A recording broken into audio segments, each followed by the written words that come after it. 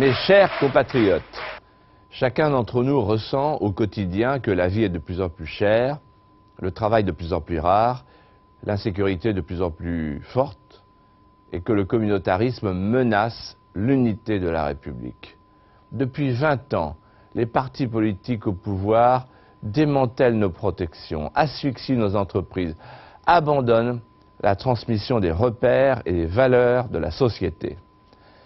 C'est ainsi que notre pays a perdu peu à peu la maîtrise de son territoire, de ses lois et de ses libertés. Au point que les Français ne croient plus ni en la politique ni en l'avenir. Mais demain, avec le patriotisme, je veux rendre l'espoir aux Français. Identité nationale, marseillaise, drapeau tricolore, maîtrise de l'immigration, protection européenne. Tout au long de cette campagne, les candidats sont venus se positionner les uns après les autres sur les thèmes que Philippe de Villiers défend depuis tant d'années. À l'heure de faire votre choix, ce ne sont pas les paroles et les promesses qui comptent, mais la certitude que celui pour lequel nous allons voter respectera ses engagements. Comme beaucoup d'entre vous en 2002, j'ai cru que la majorité élue, dont je faisais partie, allait mettre tous ses pouvoirs pour aller au bout des réformes dont notre pays a besoin. Député à l'Assemblée nationale, j'ai défendu avec conviction une vraie politique de droite. Malheureusement, je me suis bien vite senti seul.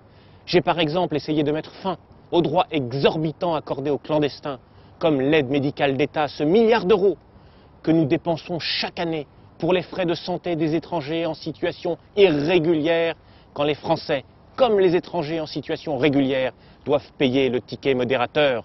Ce droit injuste bénéficie à 200 000 clandestins.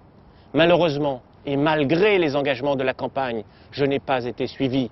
Je pensais aussi que nous avons le droit de dire que l'islam doit s'adapter à la République et non pas la République à l'islam. Mais lorsque Nicolas Sarkozy a annoncé la création du Conseil français du culte musulman, j'ai compris que la logique communautariste l'avait emporté. Comme beaucoup d'entre vous, je me suis encore senti trahi quand j'ai vu ma famille politique renoncer à abolir les 35 heures, défendre la discrimination positive plutôt que le mérite, le mariage homosexuel plutôt que la famille. Cette fois-ci comme vous, je ne veux pas de déception.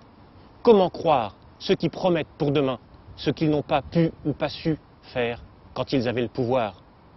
Devant tant de contradictions, on recherche une ligne droite. Cette ligne, c'est Philippe de Villiers qui l'incarne. Ses réussites locales, la cohérence de ses idées auxquelles il est toujours resté fidèle. Son projet offensif pour que nous retrouvions ensemble la fierté d'être français prouve sa sincérité et sa capacité à agir. Voter Philippe de Villiers, c'est la garantie d'une droite qui ne pliera ni devant la gauche, ni devant la rue. Aujourd'hui, le vrai vote utile pour la droite, c'est le choix de la droite patriotique de gouvernement, c'est le choix de Philippe de Villiers.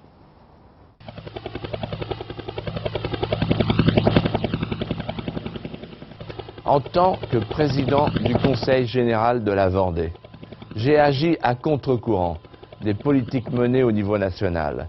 J'ai fait de la Vendée une terre de réussite. Les résultats sont là.